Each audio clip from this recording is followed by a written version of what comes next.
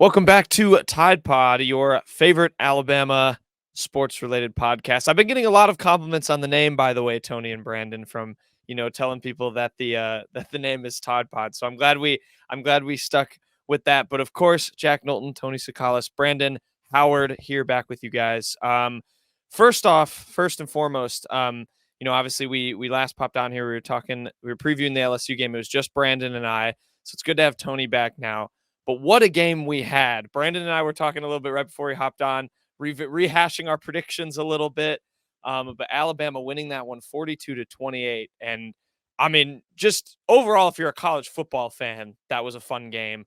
But for Alabama fans, surviving another big test, getting things done. I'll go to that first. Just y'all's first impressions on what you saw on Saturday.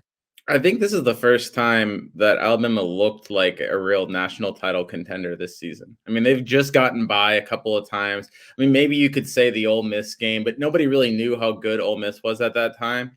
So I think this is the first game where, you went into it thinking Alabama could lose or, might lose. I think some people picked Alabama to lose, and then they looked really good. And Jalen Milroe looked really good. Some of the insecurities that you were seeing around Alabama, like, they were kind of answered. Now, I think a lot of that has to do with LSU's defense, which is it's subpar. But I mean, Alabama only gave up 2 sacks. Jalen Milroe was moving the ball. My biggest takeaway from all of this is that Tommy Rees called his best game and finally just kind of found a way to adapt this Alabama offense to something that really works with Jalen Milroe. And we're seeing what he's doing with, Kendrick Law, putting him at running back, putting him on jet sweeps. Before this game, Alabama wasn't really throwing the ball behind the line of scrimmage. And I think that's only going to open up the field for someone like Jalen Milroe. And we saw that it did. So I think that that's huge. So that's my biggest takeaway, is just Alabama is starting to look as advertised, I guess, from the beginning of the season.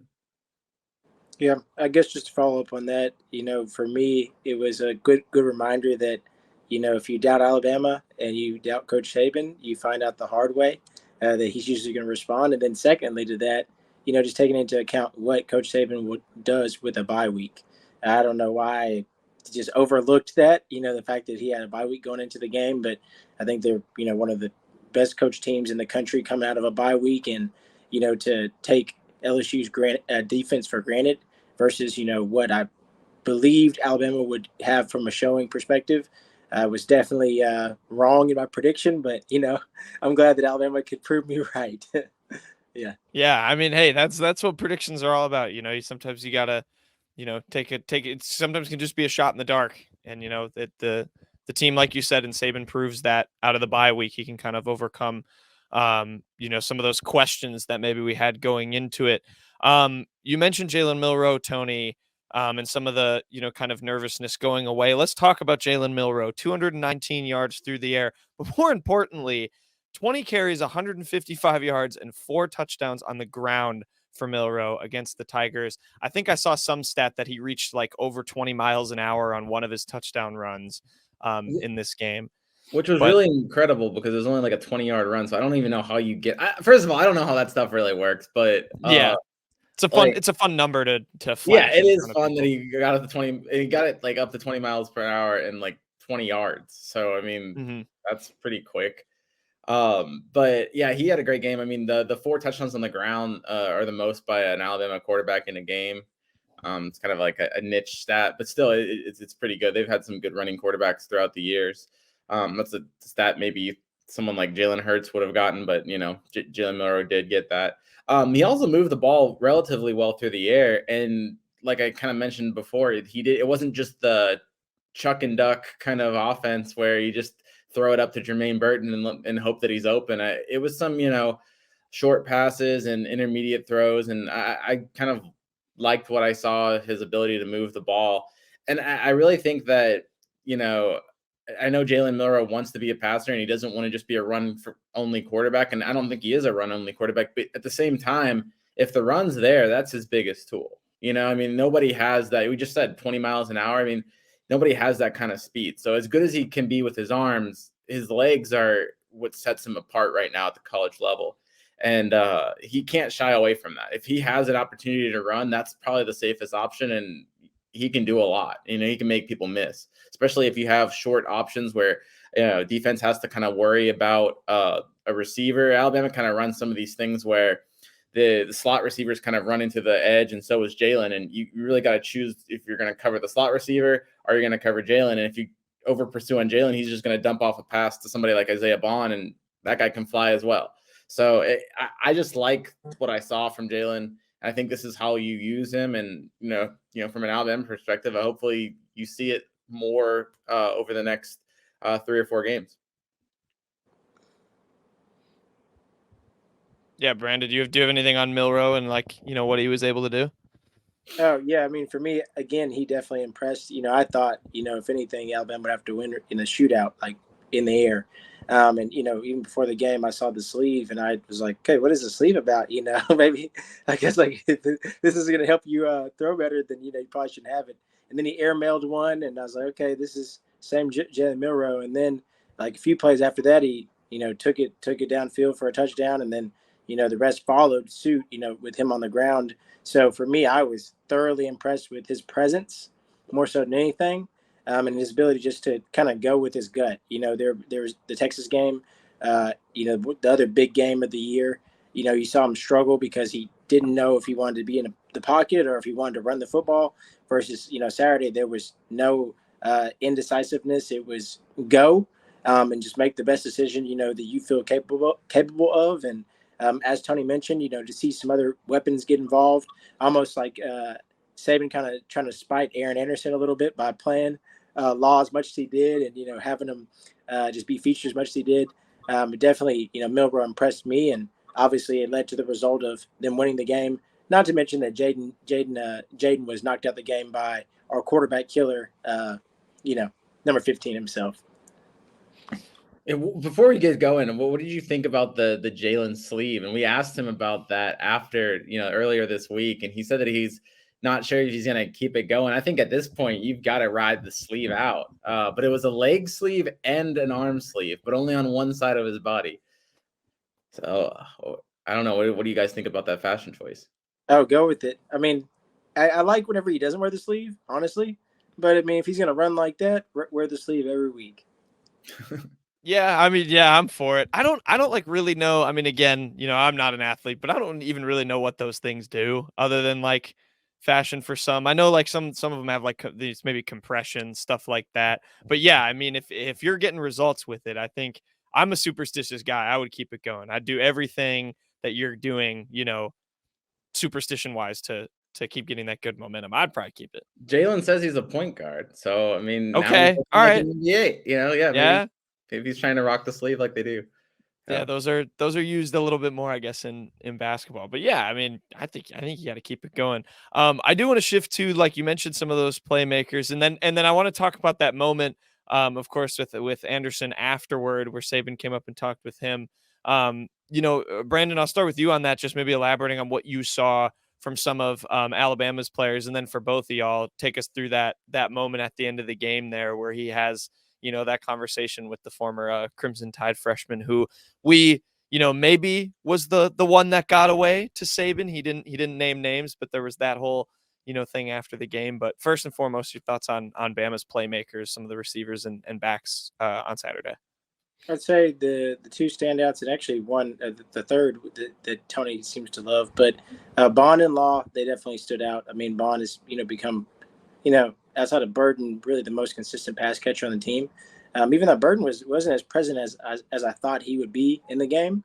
And then Law, just his versatility that he showed on Saturday, I really appreciated that. But then even to see Miller kind of get some carries and have a couple breakout runs, that was major for me. I'd say, just getting to see Alabama utilize the whole backfield. They have a lot of weapons, and kind of never used Hayes ever. Kind of we went with a few of the older guys, but to see them distribute the ball the way they did on Saturday stood out. But you just can't look past Milroe's 4 touchdown performance. The yards he put up, he kind of overshadowed everybody. Yeah, Aaron Anderson's definitely that guy that got away. Definitely. I think let's read between the lines here. Nick Saban's like pretty much tried to like scream it underneath his breath. It's interesting to think like where would Aaron Anderson be on this offense? Because would he replace like Isaiah Bond? Would he? I don't think so. But I'm sure they'd find a spot for him. But actually, when you're looking at, you mentioned Kendrick Law and his role. I actually think Kendrick Law is perfect for that role, more so than maybe Aaron Anderson is, just because Kendrick's kind of a bigger guy for his size, and he's got that mix of power and agility. So I don't know. I do think that Alabama would find a way to play Aaron Anderson, but I don't necessarily think that this team is screaming out for him the way that maybe you would think it would with a 5-star guy like that. Yeah, it's interesting what Saban would do with it, because you're right. I think it's very easy to read between those lines that he is the guy that he would have wanted to, to have stayed there. But yeah, nevertheless, he's having a role with LSU, even though it is smaller. But it's a good question of where he would maybe fit in with some of these playmakers. Let's flip to the other side of the ball now. So this 28 points by LSU was the, I believe, second least that they put up all season, believe it or not. They only had 24 in their loss against Florida State. That just shows how good of a scoring defense this is. And Brandon, you mentioned it. Jaden Daniels did, of course, pick up the injury. That does play a major factor into this when he gets knocked out, and they have to go with Grant Nussmeier for a portion of this game. But what impressed you guys about this Alabama defense? I mean, shut LSU out in the fourth quarter, ended up making it a bigger win than I think any of us maybe thought it would have been. What were your thoughts on that side of the ball and how well Alabama did to slow this really still stellar LSU offense, even without their starting quarterback? There were obviously times when Alabama struggled, and I think, what did LSU have, like 3 straight touchdowns towards the middle of the game? But I think this Alabama defense answered the call when it needed to. It got that big 4th down stop on the LSU second possession, and then it forced a field goal. And then, I think it shut down LSU on its last 4 possessions. So, I mean, this is a Alabama defense that is elite. And, you look at 28 points and all the rushing yards it allowed, it kind of strays the numbers. I think they just didn't do a great job of containing Jaden Daniels on some of those runs. But other than that, I think the defense did well. Some of the passing plays they gave up, I mean, look, Jaden Daniels is a really good quarterback, and Malik Neighbors, to me, he's a top 10 pick. To me, he's a future number 1 receiver. And, when you place the ball like that and he's going to make a catch, there's not really some of those catches that, they made. I know that first touchdown was a blown coverage, but some of them are just like, it was good coverage. It was just a good throw and a good catch. So I like kind of what I saw from the defense, other than its ability to kind of loose contain, or its tendency to loose contain on Daniels. I think you got to be encouraged by this.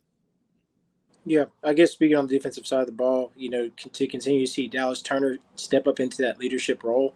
We've seen him knock out 2 potential first-round quarterbacks in the last 2 years, and in some pretty important games. So, overall across the board defensively, I did have an expectation that Alabama would come and play at a high level of intensity, play with a high degree of physicality, and they definitely stepped up to the plate. You could tell even early on when LSU was moving the ball, that it was just really good plays that were being made. But from getting penetration to being up close and personal, the receivers for the LSU had, Alabama stepped to that challenge. And going back to that Tennessee victory, I can't overstate that. Maybe because how I feel about Tennessee. But whenever they brought out those cigars and came back in the second half and didn't give up a point, I think that momentum has really carried over into the bye week and now into the LSU game. And, kind of as we see these next 3 weeks play out, it's kind of Alabama's SEC West to lose. And defensively, I think they're playing with a chip on their shoulder because they still feel that, they're not getting the respect they deserve. But in some regards, for good reason, they get to prove it on a week-to-week basis, with hopefully the potential of heading to Atlanta in December. Yeah, I mean, Alabama's just 1 win away. So the 1 win or an Ole Miss loss. So it's going to take, it would take a miracle for Alabama not to make it to Atlanta. I think they'll win this week at Kentucky. We'll get to that later. But also, it's a good chance Ole Miss loses to Georgia later in the day, Saturday. So that would also clinch it for Alabama.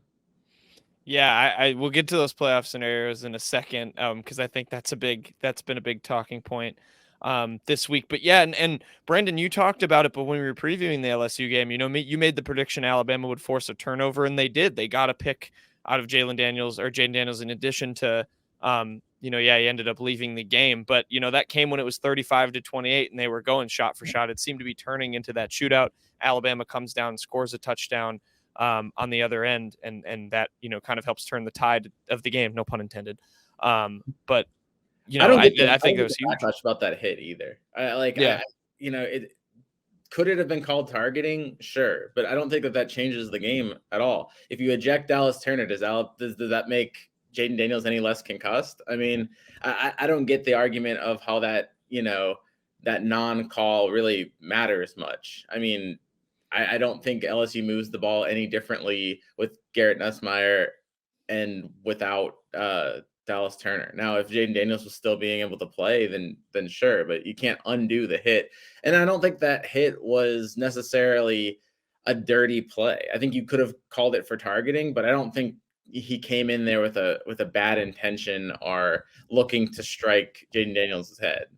So there's been a lot of criticism about that hit. I just, I could see it being called, but I don't really think it matters. Other than, I guess, if Dallas Turner was ejected, he'd have to miss the first half of this next game. That's literally the only thing that I think you have to argue on that play.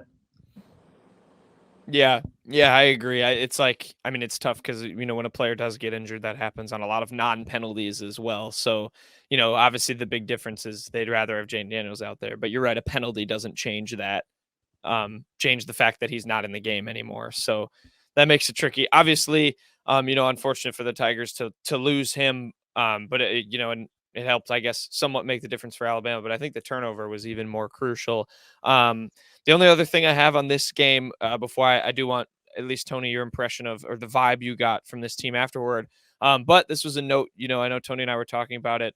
Will Reichard finally missing one, I guess, or maybe not finally it was ended up being two, which was his first miss since, I believe, the Tennessee game last year. So, he finally had an off night, which I think you're granted one if you've been this good as a kicker for Alabama. I don't know if y'all have any thoughts on that, but I know after the game, his teammates were like, yeah, he's going to be fine. Yeah, that was one of the notes I made in my 3-2-1.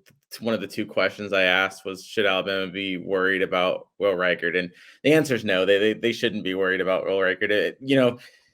He's only missed 2 field goals. He's still making 88% of his field goals this season after those 2 misses, which I think I said was like 6th among kickers with at least 15 attempts. So he's doing just fine. And look, he's one of the best kickers in college football history. He was the only one now to pass. He passed 500 points. It's kind of weird. He reached this 500-point milestone on a game where he misses 2 field goals. But he's now the only college kicker ever to have 500 points, which I think is kind of a neat milestone. He's third overall on the all-time list for the NCAA.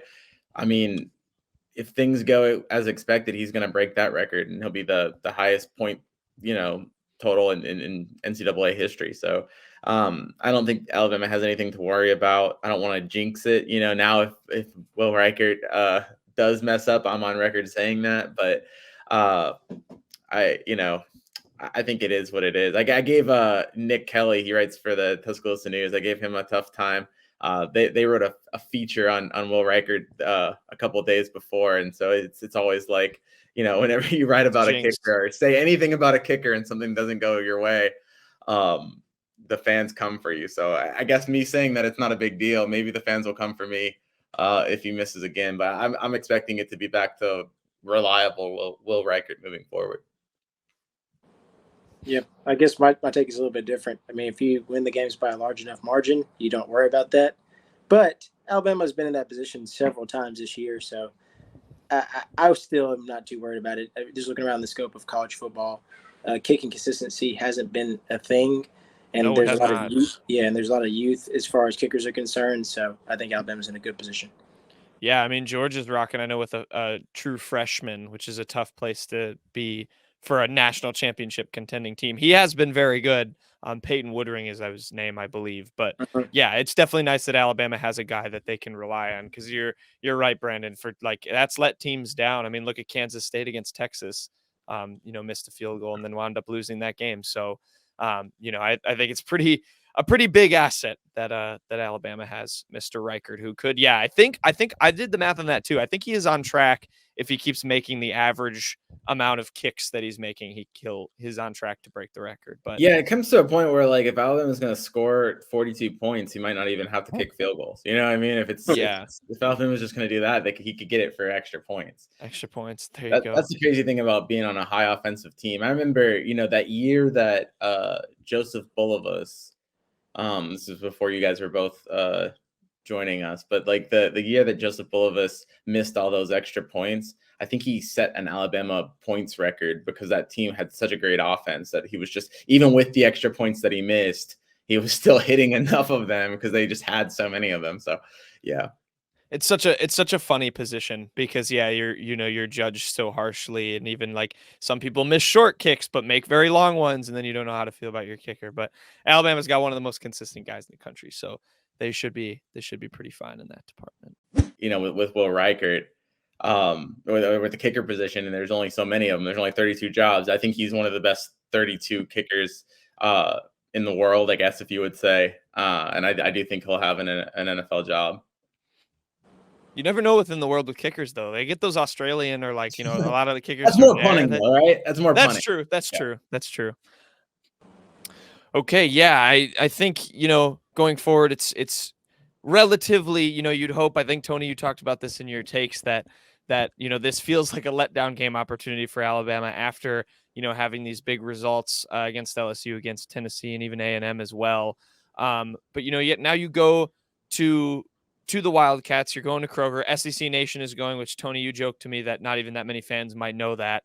That was kind of a funny decision there. But let's touch briefly on the Wildcats. And then, I want to get your guys' takes because I think this is a thing Alabama fans are going to be talking about the most, which was, of course, the Tuesday college football playoff rankings and Alabama's, kind of scenarios going forward for the rest of the year. But Tony, you mentioned it, on stake for the Crimson Tide, I believe with a win or a Ole Miss loss in Georgia, seals the SEC West for Alabama. So yeah, just your guys' quick thoughts on that scenario, and then Crimson Tide for Kentucky. Yeah, I mean, like when you look at Kentucky, it's kind of a different beast than what they've been facing. It's not necessarily that spread out offense. It's going to be more like your smash mouth kind of like, not necessarily, but like just a team that's going to run at you a little bit more, a tougher team than an LSU or a Tennessee that's really spreading things out and kind of going on speed. Ray Davis is one of the best running backs in the SEC, one of the best running backs in the nation. He's a Vanderbilt transfer that's got he's averaging about 100 yards a game. I think he's got 903 yards and 9 touchdowns in 9 games. And they've also got Devin Leary, who was one of the prize quarterbacks, in the offseason. And, everyone was, asking, how they're going to, I can't remember the guy's name, but Levis, how they were going to replace him at quarterback. And a lot of people thought that Devin Leary would be a better fit for what Kentucky does. And he's done a decent job. I don't know if he's totally lived up to his offseason expectations, but he's definitely a quarterback that can hurt Alabama. The way I see this game is I don't think Kentucky is good enough necessarily to pull the upset, but they're definitely good enough to make things ugly and make for a really frustrating day. And I guess they could pull an upset. If you look at what they've done, they haven't really performed well against the better teams they've played. But when you also look at them on paper, they've got a team that could present problems. So they're a hard running team. Alabama's without Deontay Lawson. That could be a little bit of a problem. But then again, I like Tresman Marshall as a run stopper. I know I actually looked at his Pro Football Focus grades, and he's not necessarily graded high as a run stopper, but his physical nature and he's just a tougher guy that's maybe not as good in coverage, but is a thumper. And I think he'll pair well against somebody like Ray Davis. And I think Alabama should be covered, but there is, situations where, they're also without Jalen Key. Maybe if they don't come out at full speed, maybe Kentucky can kind of hit Alabama and then maybe make things interesting. It'll just be you kind of got to see. But if Alabama goes and takes care of business and comes out, awake, I think they should be fine. Yeah, following suit on that, I love that Tony went into the details. I do have Alabama. I learned from my mistakes. definitely being dominant this weekend. As Tony alluded to, the run game for Kentucky is definitely a strength, and Devin Leary, in my opinion, is not. And so I think this is a game where, the secondary of Alabama can definitely, take their confidence to another level, get their hands on the ball, 2, potentially even 3 times, depending on how quickly they get on top. But, this is a game that I expect Alabama to, kind of just go back to the way things used to be, where you see them dominated at a large capacity. I do expect Kentucky to rise up to the challenge early, but Alabama will just have too much. I think even going into the second quarter, they'll have too much. Yeah, this is a very weird, Kentucky team, like Tony mentioned, with where Leary is, and he's severely underperformed all of their expectations for him. But it is a tough running team. It is a I think Saban mentioned it. They pride themselves on being one of, if not the most physical team in the SEC, and so Alabama has to rise to that. And I think it seems like from what we've been hearing with like practice and stuff, they've been doing that, and Saban's been kind of drilling that into them. But yeah, it should be an interesting one. I wonder if a big play from Milroe in that kind of first quarter area, like Brandon mentioned, or early on in the second, could kind of be the difference maker here. With Kentucky plays pretty well in zone, I know, and can play guys deep pretty well. So if they can maybe get gashed early, I wonder if that ends up making the difference.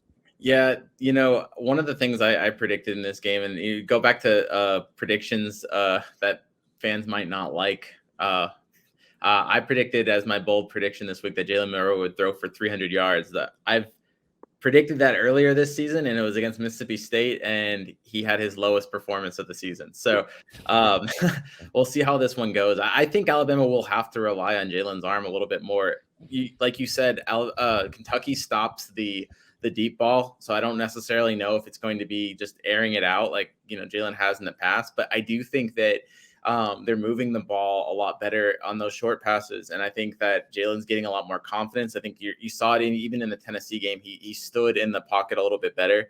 I think this will be a good show me game in terms of what he's got with his arm, because Kentucky stops the run pretty decently, and I think Alabama's going to have to pass it, and so I wouldn't be totally shocked if Jalen Milroe did throw for 300 yards. I mean, Carson Beck threw for 389 yards against Kentucky, so it's been done. So I think Jalen Milroe could have his best day as a passer and really kind of expand on that. And all of a sudden, if he can put it together as a passer after doing what he did with his legs against LSU, these Heisman whispers just get a little bit louder. I'm not saying that Jalen Milroe is a long way off from the Heisman, but if he can continue to stack up, I don't necessarily think there's just a runaway candidate for the Heisman. So it's going to be a very tall order. But if a light bulb has indeed gone off for Jalen Milroe and we're just going to see a totally different quarterback, I think that, this would be a good game for that to start. And he's, still has a chance to really, improve his stock a lot. Yeah. So, I mean, whatever goes down. I mean, I guess not whatever goes down Saturday. It should be, I think, an Alabama win in the end. This is a weird Kentucky team that's obviously played well. They had some big results. They were ranked earlier in the year. But I think I agree with both of you guys that it seems like, this Alabama team has enough firepower. And yeah, truly it could be maybe not a Heisman moment for Jalen Milroe, but a chance to kind of keep himself or, advance himself maybe further in that conversation, depending on how other results go. I do want to touch on the national landscape while we're on that for Alabama, because we had the college football playoff rankings on Tuesday, everyone's favorite debate topic for the rest of the week. And, Alabama staying at 8, they kept Texas at 7, Oregon at 6. That was kind of the big, sort of discourse is, resumes, all of this. But I think what was realized is Alabama, there is a theoretical path where if they win out, depending on the results elsewhere, based on what the committee has done, there's a chance they win out and maybe don't control their own destiny. I don't know if you guys have a take on that, where, you see maybe a Texas and a Washington, plus one of the, or plus Florida State, and then one of the Big Ten juggernauts, whichever one doesn't fall to the other, could all four of them make the playoff? And then just, your thoughts on Alabama's kind of situation here and how maybe worried fans should be at this point. We still obviously have a lot of football left nationally. Yeah, I mean, look, the college football playoffs are a TV show, and they change their ranking. I mean, it's the, for as important as it is the most Looney Tune system like imaginable. But the big mistake they made was overhyping Oregon, and not so much overhyping Oregon over Alabama, but overhyping Oregon over Texas. And doing that, then, they now have Oregon, like they're now in a spot where they kind of have to keep Oregon ahead of Texas, or ahead of Alabama, as long as Texas is ahead of Alabama. Like, you know what I'm saying? Like, if they had put Texas at 6 and Oregon at 7, it would have been a lot easier for Alabama to jump Oregon. And I think everyone was expecting Alabama to jump Oregon this week because Oregon didn't really play anyone. Alabama looked great against LSU, but you're never going to have Alabama jump Texas.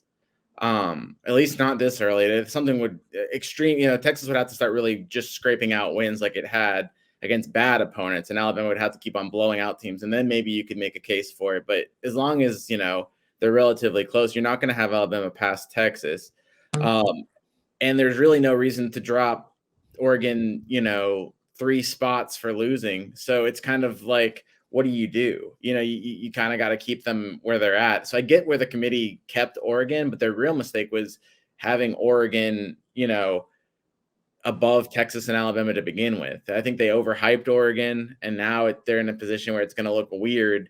But I mean, the committee is weird. This whole thing is kind of like a sham. I've always thought, like, the way that they did it, they should just get computers to do it. But this whole thing's a sham. They'll find a way to like be hypercritical against Oregon and make it fix. Or,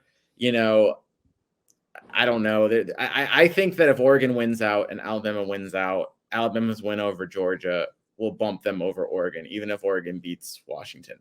I don't see the only thing that, I could see being a problem is if it becomes down between Alabama and Texas. And if that's the case, then it's going to be really tough because you got that head-to-head. It's in Bryant-Denny Stadium. It's by 10 points. That's just going to be tough. So that's – Yeah.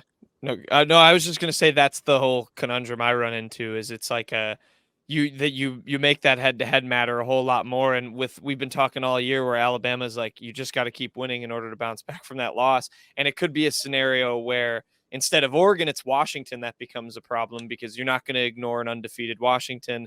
And if Texas doesn't slip up, which is very possible that they do. They have not looked incredibly unstoppable in their last 2 games. I know they have a tough one at Iowa State down the road. That's going to be difficult for them. But if both of those teams win out, it's going to be hard to ignore that head-to-head in that scenario. But I think you're right about Oregon, Tony. Brandon, you have any takes on the whole good old college football playoff system that everyone loves so much? I mean, I think Alabama, although it made it look right now like they don't control their destiny, they do by winning. Ultimately, if you win out, you do control that aspect of your destiny. Now, whether Georgia decides to go lose to Tennessee on the road or even Ole Miss at home, or heck, as crazy as it sounds, Georgia Tech, as many like top-ranked teams as they've got this year, I'm starting not to rule them out of anything at this rate. That'll be like the wackiest 48 minutes of college football ever. The Kelly Bowl. Yeah, our publisher Kelly Quinlan owns the Georgia Tech rival site as well, and I'm wondering if he is, there with a gun to Brandon's head in the background, making him say that, because that is a wild take. Yeah, I mean, at this rate, the way Georgia Tech has won some games, I've been very surprised. But outside of that, I think Texas does have some battles in their hands. Whether that's the TCU game, I believe, on the road, and then Texas Tech, 2 teams that are both familiar with Texas. With Quinn coming off of injury, that's big. And then the Pac-12 ultimately just kind of working itself out. Whether that's in the Pac-12 champion, it always does with that conference. Now, the 2 big outliers are definitely Ohio State and Michigan, just because most likely one of them is only going to have 1 loss and the other will be undefeated. I think they cause the biggest issue. But, I mean, at the end of the day, if Alabama wins out, I could see them jumping Georgia. They already had Georgia at 2 in the first initial rankings. Georgia's kind of struggled every week, give or take. So, I think Alabama's still in a really strong position heading into, these final rankings. Yeah, I think my theory is if Washington loses, Alabama's in. That's really as simple as, because I think they'll jump Oregon. Obviously, you're going to jump Georgia. If you beat Georgia, you'll jump the loser of the Ohio State. So that's 3 spots right there. That would do it, right? No. I'm forgetting one. Florida State. Yeah, I wish they're probably not. Oh, yeah, sorry. They could. They're obviously jumping Washington and Oregon. That's what it is. Yeah. Yeah. So, I think you could be a little bit worried if it's the Big Ten winner, Florida State, and then you've got, would Texas obviously be the 3rd team, and then, could it be between an Oregon team that beat undefeated Washington in the championship? Yes, thank you. Or an Alabama team that just beat Georgia. I think when you go back and look at the resumes of both teams, and that's what they say that they do, is every week's a new week. I think when you come down to that final decision, they'll start, maybe making up for some of this, kind of overranking of Oregon. Yeah, agreed. I think that's the thing it comes down to, is it's really one unique scenario if everything plays out, how it is expected to play out on paper. But again, that's the awesome thing about college football. It never plays out how it's expected to play out on paper. Georgia could go and lose to Georgia Tech. They're not going to, but Michigan or Ohio State drops a weird one. Michigan's got a huge game this weekend against Penn State. You never know. So if Georgia beats Georgia, if we're in a world where Georgia's going to lose to Georgia Tech, then you should watch out for the Chattanooga Mocs. Yeah, don't sleep on the Mocs. It is not that far-fetched. Georgia Tech has got 2 people this year. Chattanooga, Tennessee has got no one this year outside of the FCS opponents. They're ranked, I think, kind of high in the FCS at Chattanooga, something like that. At least Georgia Tech has got people this year. You can say they've accidentally pulled off some miracles. Yeah. I remember, earlier when I was at on the beat, Alabama played Chattanooga, and there was a writer, Reiner Saban. He's now covering Michigan up in Detroit, but he wrote a story where he talked to the UT Chat coach, and they were actually practicing with their defensive linemen like a foot or 2 offsides, just to give them that extra step, because they knew that, oh my gosh, they're that fast. Simulate Alabama's defensive line is by giving their defenders an extra step in practice. So they would be lining their defenders offside because they don't have anyone that could simulate how fast Alabama's edge rushers were at that time. Right. Oh my gosh, that's wild. So I guess don't sleep on the Mocs. They know how to prepare. That's the one lesson you should take away from this podcast. I remember, it was actually an ugly game too. I think Alabama went into halftime only up by 10. If I remember right, I think that might have been a really ugly game for Alabama. So maybe don't overlook the Mocs. Isn't that where Terrell Owens is from? Chattanooga. Did he go to Chattanooga? Chattanooga. I'm gonna put that into the Twitter machine. Yeah, that's hilarious. But yeah, don't sleep on the Mocs. And then, the college football playoff is going to probably change like crazy when some inevitable wild result happens in the next coming weeks. But it's still fun to speculate and look around where Alabama could end up. But I think, to Brandon's point, he's right. For the most part, they still are very much in control. The message remains the same. They just got to keep winning, and they're going to put themselves in a pretty good spot.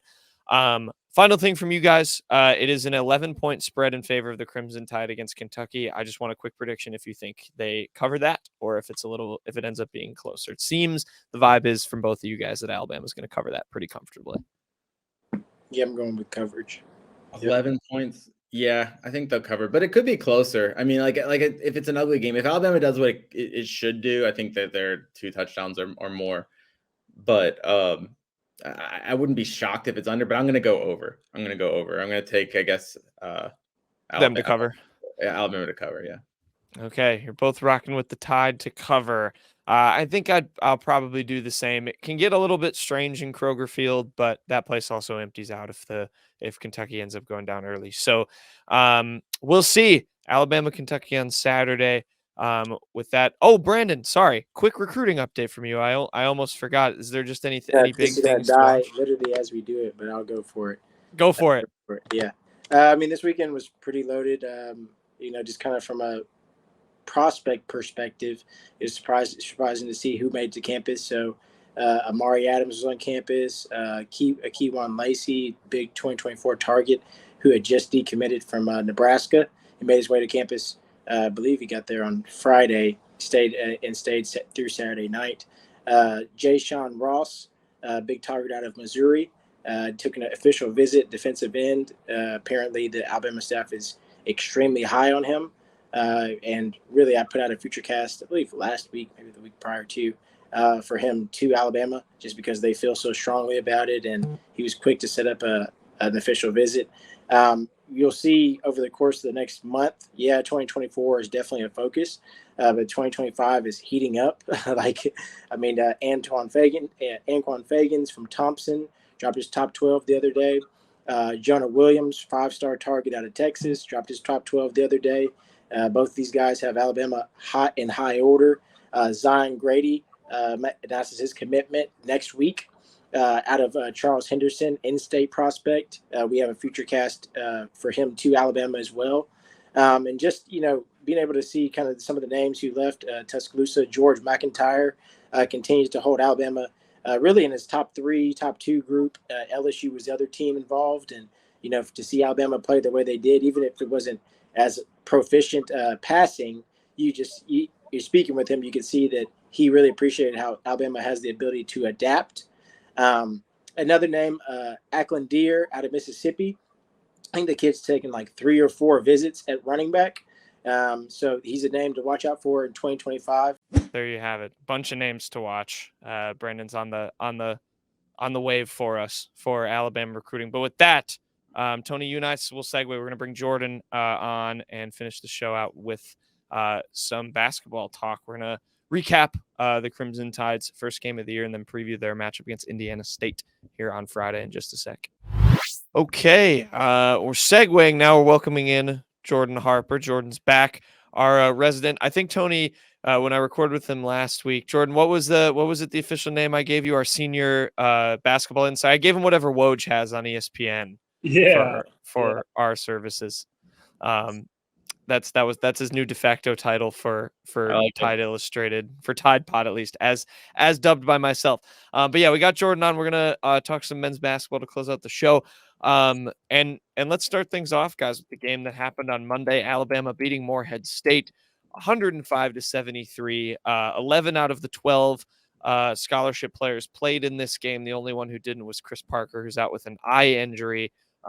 Which was unfortunate. I think he got it in practice or something. It sounded, I'm like, I've got like a phobia of like eye stuff. And so he was describing it and he was like, yeah, he was super scratched and couldn't see. I was like, ugh, it sounded terrible. Right? That's the name of it. Yeah. So they said, I think Oats said this week that he is likely going to be pretty okay going forward. But he was out. But that said, different guys played, a lot of different lineups played, and that's kind of where I want to start. Obviously the result is what it was, but what kind of lineups and sort of roster constructions, I guess, for lack of a better term, kind of impressed you guys? What players stood out? Obviously Grant Nelson had a phenomenal game, but who stood out to y'all here on Monday night in the Tide's first win? Jordan, I'll let you start. Okay. Obviously Grant Nelson was the big performer in the game. I thought they got good consistent contribution from most of the guys that you thought would contribute. Aaron Estrada had a great game. Thought Mark Sears had a very underrated good game. He did a lot of things, like a lot of the dirty work, and then he got his points as well. So, but Aaron Estrada and I think Grant Nelson are going to be the two guys that might carry the load most of the time scoring wise. Sears can be an explosive scorer at times if he's hitting the 3 ball. But I just feel like Grant Nelson, you saw his credibility with his shot. I mean, he just pretty much forearm shivered a guy out of the way for a dunk on his second touch of the game. So that's just kind of the skill set that he has. He's a mismatch to anybody that guards him. And Aaron Estrada is probably one of the fastest players on Alabama that I've seen since Kyra Lewis. Like, with the ball in his hands, not straight line speed, but dribbling and running full speed. He's probably the fastest guy I've seen since Kyra Lewis. And I mean, you have him in an open floor type offense, especially fast break. He's about impossible to stop. He can shoot it from three. You saw a nice little mid-range behind the back. I'm sure a lot of the analytical people aren't going to be happy.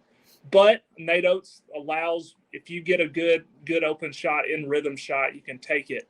But he can score at all three levels. And if Grant Nelson can score at all three levels consistently, and then you had Aaron Estrada, Mark Sears, and then I thought the surprise was Jaron Stevenson, how well he did in his first game, just turning 18 a couple weeks ago, should be getting ready for, midterms in high school. So he is such a mismatch as well. And I thought it looked like a lot like Noah Clowney out there with the braids, like spotting up from three, driving to the hole. I mean, being in the right place at the right time. Every single cut that he had was one with purpose, and it was just great timing. So I thought their best lineup was probably the starting lineup that they had to go, have two guards, and then have Rylan at the three, and then Grant at the four, and Pringle at the five. I thought Pringle had a solid game. You had pretty much contribution from everybody, which is what you want to see in the first game, and then to continue building that chemistry throughout the season. Yeah, you mentioned Sears. That's a person I wrote about. He really was everywhere. And I think that, you have so many new faces on this team. You're going to need a guy that knows how to play Nate Oats branded basketball. He's going to be the grinder. He's going to be the kind of the heart and soul of this team. And I agree with you, Jordan. I think that Grant Nelson and Aaron Estrada will be statistically better, at least offensively. But Mark Sears I think you can see that he's going to take a next step up. And he's just going to be a really important. I was also pretty impressed with just you saw Grant Nelson. He had a good offensive game, but he also scrapped. I think he won the blue collar award as well. The only thing I'm a little bit worried about with him too is he's kind of a tall, lanky guy, and he goes to the ground a lot. I mean, he's not afraid to dive and go for things, and you just kind of wonder, man, are you going to be able to bang bodies and do that for an entire season? And Alabama really can't afford to have him go down, but. I was impressed by him. I think everyone. How could you watch that game and not be impressed by him? So yeah, I liked those two players. I think personally, when you talked about that starting lineup, Jordan, I think if Jaron Stevenson can develop and they can move Grant Nelson down to the three, I really kind of like that. One person that I think it's somebody that we all think is going to develop, but he didn't have a great preseason and he didn't necessarily play super great in the opener is Rylan Griffin. And, he's going to now, he's one of the better players on the team, but he's going to have to play for his spot as well. And if Jaron Stevenson can perform, you might see a situation where you play Rylan off the bench, or you move Jaron Stevenson to that four and have Grant Nelson play the three. I think that's an interesting route to pursue as well. I'm not writing off Rylan at all. I'm just saying that competition could create a healthy balance on the team. Yeah, definitely. My favorite lineup when I was watching was with Nelson and Stevenson both out there, kind of even operating as the primary bigs. Like you mentioned, maybe having him slide up at the three. I almost think you could use him you just use those two interchangeably at forwards. Obviously, that can create some struggles on the rebounding battle, but those two just serving as Alabama's primary forwards, I thought looked really good. And Stevenson was awesome. Like Jordan said. 12 points, 5 boards as well off these, their leading scorer off the bench. So, I think that's huge for them that he seems to be coming along so quickly. But it's giving Nate Oats a lot to think about. I mean, he said just today or on Thursday, that he's going to kind of keep tinkering with lineups, pretty much all in this non-con slate because he has so many guys he can use. Even the bigs off the bench, you had the Moes, now we know they're Little Mo and Mo Dubate and Muhammad Wagi or what is it? Wheels Mo, Scooter Mo. Yeah, he's Scooter Mo because he came in when he was injured and he was on a scooter, and so they now call him Scooter Mo, and inappropriately named Little Mo for Mo Diabate, who's a 6'7" yeah, guy. Who's huge. And he plays bigger than 6'7". He's a guy that prides himself on defense and his ability to get to the rim. So they're also calling him Mo D, which I kind of like better than Little Mo. Yeah, it makes more sense. Yeah. But both of them were. I mean, Oats even talked. They were the two, scholarship guys off the bench that played the least amount, and even Oates seems confident they're going to have a role, and they probably have to with the way this team needs to kind of manage its front court. So there's definitely a lot that's going to get chopped and changed, but I think overall it was you're pretty pleased by just about everybody. You know, Oates was critical of some things. You know, he mentioned the rebounding battle a lot, which I think he described today as just horrible in the first half for this team. What things kind of emerged to you guys that they're going to have to work on kind of as this non-con goes forward, as these games get a little bit tougher? Yeah, I would probably say on-ball defense is going to be their toughest, because they're not the quickest team. Grant Nelson's not quick. Nick Pringle's not quick side to side. They're athletic. I mean, you got a front court like Grant and Pringle. You're going to have athleticism, but the just quickness isn't there, and they're going to really struggle, I feel like, against smaller teams that are backcourt heavy. But on-ball defense, I thought their help defense was really good. I was keying in on that. They did really well. They got lost a couple times on some high pick and rolls, pick and pop situations. Riley Minix really destroyed them on that, creating the matchups, and they're just fighting over screens, hedging hard. They did that well probably 90% of the time. But Nate Oats wants closer to 100%, because you saw what they did to them when they didn't do it well, that 10%. Riley Minix had himself a game. But defense has always been the question mark. I compare them to the 2021 team with J.D. Davison and Jaden Shackelford. Again, not the quickest team, and they struggle big time defensively. They could put up 100 points on anybody, but if you're giving up 105, that's not going to matter. I think this team's going to have better intensity defensively. I mean, you saw Davin Cosby Jr. comes in, and he was just like a bulldog out there, just going after everybody with the ball. And that's just the kind of energy they're going to have to make up for with not having the speed or the quickness and athleticism in the backcourt, especially. Pretty much defending bigger guards is going to be the key to me, is how they're going, what their ceiling is going to be their backcourt and on-ball defense. I think they can substitute that with effort and motor. It's easy to do it the first game of the year. It's harder to do it January and February when you have 25 games on your legs and you're just having to bring it every night, twice a night against SEC play. But I think that's probably going to be the biggest concern for me. Yeah, I kind of second that in terms of, like, I know you mentioned the 2021 team on Twitter, and I agree with that take. This is going to be a fun team to watch, but in terms of developing into, that title contender, it's going to come down to how well they can do on defense. This was a perfect opener. It gave from a fan's perspective, it gave the fans everything that they were kind of expecting to see and everything they wanted to see. There was a clean opener. It was fun. This team's going to be a very fun team to watch. But there are going to be tougher tests down the road, and it's not always going to click like this. And it's not Alabama, as good as it is on offense, is not going to always get 100 points, and it's going to have to scrap sometimes. And so they are going to have to improve their defense. You saw that throughout the preseason. It was kind of hit or miss.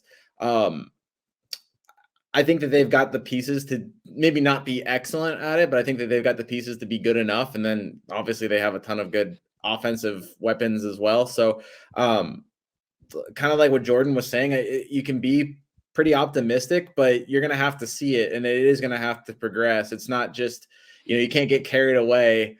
It was just Morehead State, and there are going to be teams that are going to test Alabama and force Alabama to play a lot better defense. And so they're going to have to grow. But from a, initial one-game view of the season, I think you got to be pretty happy with this team and pretty optimistic moving forward. Yeah, I think it was a perfect game from a fan's perspective, but then I think even for Oates, in terms of what he could see that was going well, and what he could see that they, like you guys both said, they do need to work on. I definitely think I can see this team getting outpaced against teams that have a bit more talent. When you combine those two factors, and that'll cause Alabama problems. But I think again, a lot of those factors are going to get identified just as they go, as their opponents get more difficult.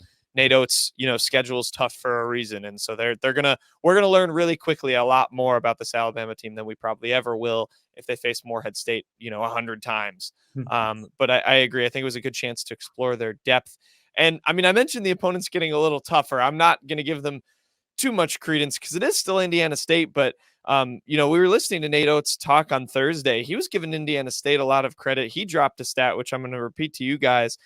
They were number one in the country on 2-point field goal percentage, nearly 60% as a team from 2-point range. So it's an efficient team. It's a good team. And then Nate Oats, another name I'll give you guys, guy named Robbie Avila, who's I believe he's a 7-footer sophomore. Doesn't have the Hooper look about him. He's his ESPN profile picture is just a kid in glasses and he's got acne all over his face. He just looks like a young kid you'd meet in open gym. But Nate Oats was giving him all sorts of praise.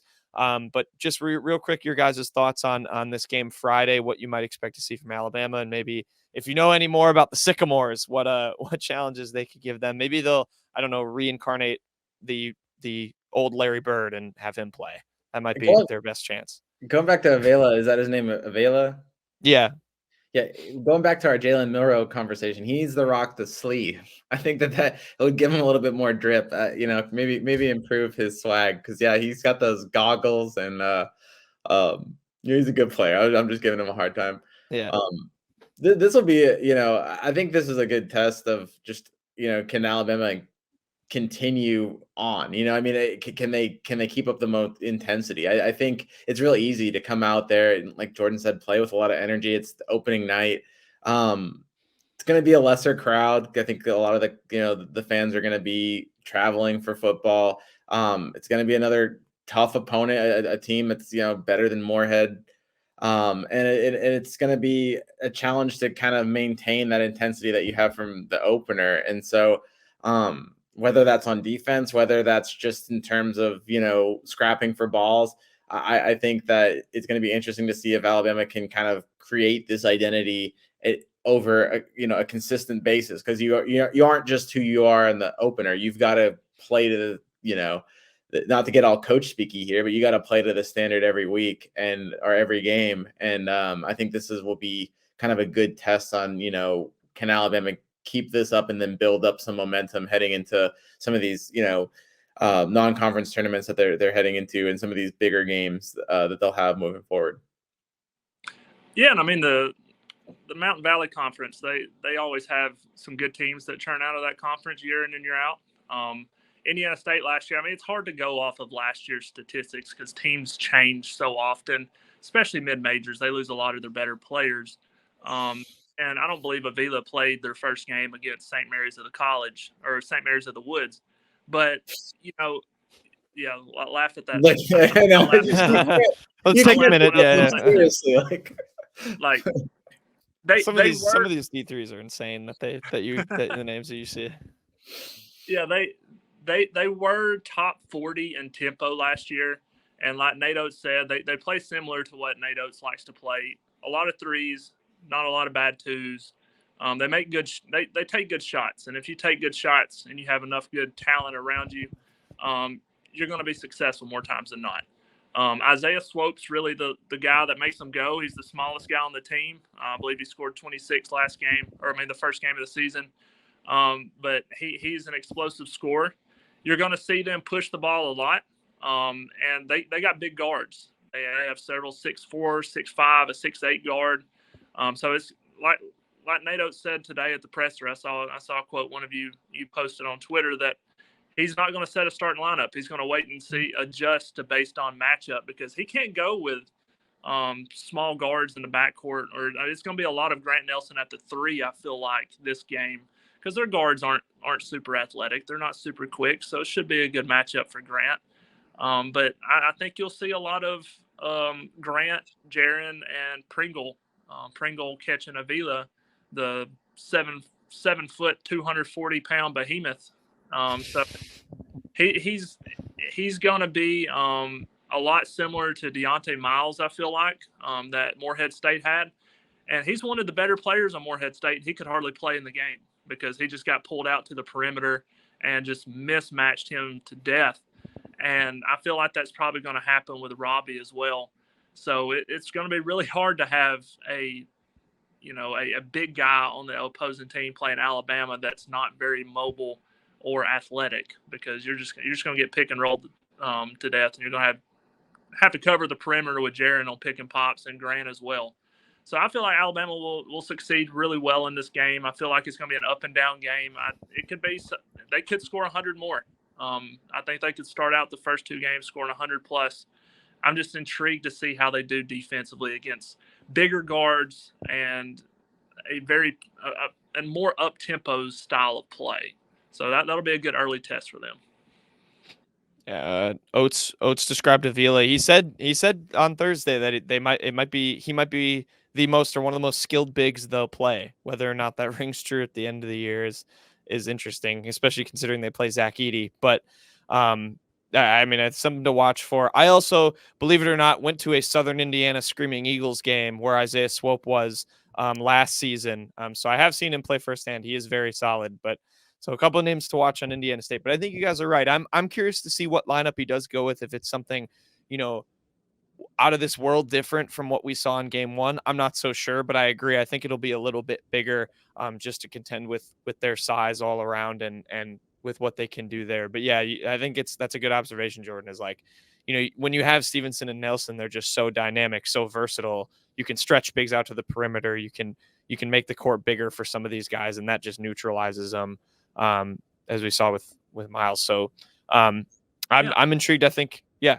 I just wanted to touch on something that Tony said earlier about what Nate Oats said at his presser after the game against Morehead, that some of these guys are going to have to basically check themselves at the door if they're going to want playing time against high major teams. And to what you said about Ryland, I think that was a subtle jab at him saying, hey, you're going to have to step it up. No playing time is given, it's earned. And that you got guys like Davin Cosby that can play his position that's going to bust his tail. He might not, have the measurables or the athleticism Ryland does, but if he's going to play that hard every night, Nate Oats is going to play him. So I think that could be a subtle shot at him, maybe somebody else on the team that he saw that probably didn't give them their all.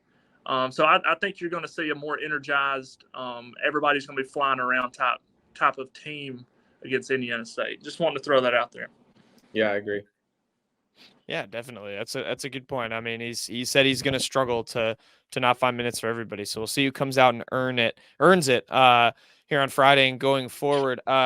Before we finish up, Jordan, I want to get a recruiting update from you because players have been now allowed to sign their national letters of intent. Both of Alabama's 2020 commits, Aiden Sherrell and Naas Cunningham, who's their most recent pickup. They both signed here today. And then Nate Oats, kind of maybe the biggest thing he said on Thursday at his presser was that they're still looking maybe to bring in 2 to 3 more 2024 prospects. Said, seemed kind of to indicate too, if they didn't get who they wanted or didn't have who they wanted available in that class, that they'd portal hunt a little bit. But just some updates from you on things going on the recruiting front and the kind of, if you can give more too, especially with Cunningham through the door really recently on what Alabama's getting in him maybe a bit. Yeah, so we kind of hinted at Naas on the last podcast last week because he just committed this past weekend.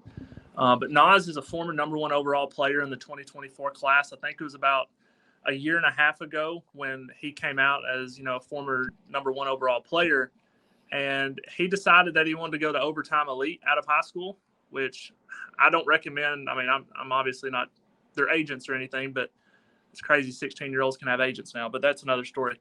I would not advise kids to do that because I feel like it hinders their development. But that's kind of what happened with Naas. That's why he dropped so far from, a consensus top 5 player across all platforms to, top 50, borderline top 50. He still has all the talent. He didn't develop like most people thought he would. And I think that had a lot to do with it. And then he went to, Southern California Academy. He's a 6'7", crazy athlete, can really shoot it from out. He's an elite shooter, probably one of the top 10 shooters in this class. He's going to fit out Nate Oats' system like a glove. And it kind of came out of nowhere to where Alabama really wasn't recruiting him that much. He played on the same AAU team as Tyler Betsy. And I think they went really hard after Betsy, and after they didn't get him, they decided, well, Darion Reed, who knows what's going to happen there. So we need to get on it. And I feel like Naas if Darion, I'll touch on him in a second, but if he ends up not coming to Alabama, I feel like Nasir is a very good replacement for him to get this late in the process, because most top prospects are already signed by now. They're signing this week, so there's not much left out there. But I think Naas is a great signing. Obviously, Aiden Sherrell, a guy that we've known, he's been signed for a while, and we've known he's been going to go to Alabama for a while. A little up and down after the mass exodus of the coaching staff, not knowing what was going to go there. But he's the gem of the class, top 14 or number 14 overall in Rivals team rankings. And, to get Aiden Sherrell, who I think is better than Noah Clowney coming in. And if that's his, baseline's nearly top 20 pick, I think Aiden Sherrell can do that, maybe even beat it with as talented as he is. And he's further along coming out of high school than what Noah was. I thought Noah developed really well over the summer and throughout the season, but Aiden's got a head start on him, I feel like. And he's going to be a guy that can step out, 6'11", can shoot, he can rim run. He's a better rim protector than I think Noah was. So signing Naas and Aiden, I think, is an excellent class. In terms of adding, like Nate Oats said, we're still recruiting 2 or 3 other guys. Darion Reed, obviously, 5-star, was supposed to commit a few weeks ago, delayed that. And I think it's really down to Alabama and Georgia in that one. And he's going to wait till the late signing period. So he's going to wait till next year or next spring to really be able to sit down and watch both Alabama, Georgia, and Florida State and kind of just see how they're progressing, which one he feels like he fits with the best, and just kind of see the direction the programs are going. I feel like that's a big deciding factor for him. Billy Richmond, I feel like Alabama's a distant third in that one behind Kentucky and Memphis. I feel like Billy Richmond's probably going to go to Kentucky ultimately, but he is signing late, so there is still plenty of time for Alabama to kind of hop back in. He did just visit recently as well, so Alabama's still in it with him, still in it with Darion Reed, and you never know, there might be somebody else that comes out and decommits or something that's going to sign late that Alabama could jump on. But as of now, they're going to roll with a class of 2 and maybe add one more in the late signing period, and then attack the portal after that. There you go. Yeah, I think securing Naas too, that is a big commitment. I fully agree with you, by the way, on the overtime elite take. I am very anti overtime elite. As a bit of an aside, I just don't think it's a helpful league for development either. But regardless, I think Nate Oats is a good developer of talent. So I think Naas is in the right place to improve there, and Sherrell bringing him through the door as well. But it was interesting to hear him comment and kind of represented the state of college basketball we're in, where you can rock with a class of 2 and it's 2 talented guys and you go from there. And I mean, Alabama's portal guys from this season are already starting to pay off. So it's clearly a fruitful method to rebuild your roster. But guys, I think that'll just wrap it up. If you guys have any more quick things on the Indiana State game, I think it should be a good one. I'll have most of the coverage on that for Tide Illustrated while Tony's traveling to Kentucky. But it should be a good game. Yeah, I'm excited about it. Yeah, going to Kentucky or the game? I'm going to Kentucky for football. But oh no, I'm saying, are you excited about going to Kentucky, or are you more excited about the? Yeah. I thought you said, am I going to Kentucky or the game? And I was like, no. That's kind of both. But are you more excited about going to Kentucky? Because that sounds like a fun trip. I do love me some bourbon, so hopefully I can taste some up there. Obviously there's a football game to cover, and the only bad thing is you really can't enjoy yourself too much Friday night because it's early and kick off there. But still, so maybe that Saturday night though could be a fun time in Lexington. Lexington's a great city too, so yeah, I'm excited. Maybe more excited about Kentucky than the game because it could be kind of an ugly game. So yeah, I mentioned it could be kind of ugly early on. I don't think Alabama's had 11 o'clock game unless it was one of those, Arkansas was 11. Arkansas, okay. Oh yeah, Arkansas. I knew there had to be one, but they haven't played many, so I'm sure their sleep schedule's not lining up with this. It's a rare year where there's 2 SEC games that are both 11 a.m. for Alabama, and then also next week's game against Fighting Chattanooga Mocs is also going to be 11. So I don't know. Underrated men's basketball program, the Chattanooga Mocs. This is now a Chattanooga Mocs podcast. I love the Mocs. I'll just say it. I like the Mocs pod. I like the mocks, but not against Alabama, obviously. But yeah, that'll wrap things up. So yeah, Alabama, Indiana State on Friday, and then look for that Kentucky coverage on Saturday. That'll do it for us here on Tide Pod. We'll be back for another one next week to take a look at the mocks. I mean, maybe I'll have some fun mock stats for when we come back on. But with that, yeah, that'll do it. Everyone have a fun and safe week. Enjoy the games.